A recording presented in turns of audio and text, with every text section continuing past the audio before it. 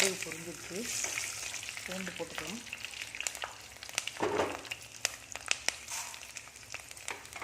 கடலைப்பருப்பும் போட்டுக்கலாம். கடலைப்பருப்பு அப்படியே பொன்னிறமாக வந்துருச்சு. இதில் மிளகாய் போட்டுக்கலாம். இதில் இந்த புடலங்காய் வெளியே போட்டுக்கலாம்.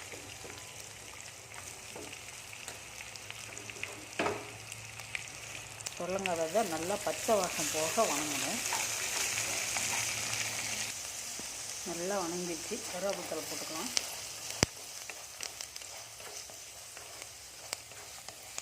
கடலைப்பருப்புலாம் நல்லா ப்ரௌன் கலராக வந்துடுச்சு. அதிலே புளி போட்டுக்கலாம்.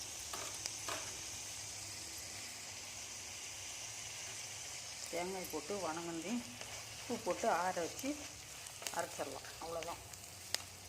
வணங்கினதுக்கப்புறம் தேங்காயை அடி பிடிக்கிற அளவுக்கு வணங்கணும். அப்போ தான் வாசமாகவும் இருக்கும், சுவையாகவும் இருக்கும். அடியும் பிடிக்கக்கூடாது. அந்த பக்குவத்தில் இறக்கிடணும். ஆற வச்சு அரைச்சிட்டு பார்க்கலாம். தேவையான அளவு உப்பு போட்டு அரைச்சாச்சுவா. இப்படி தான் இருக்கும். டேஸ்ட்டு நல்லாயிருக்கும். நீங்களும் செஞ்சு சாப்பிட்டு பாருங்கள்.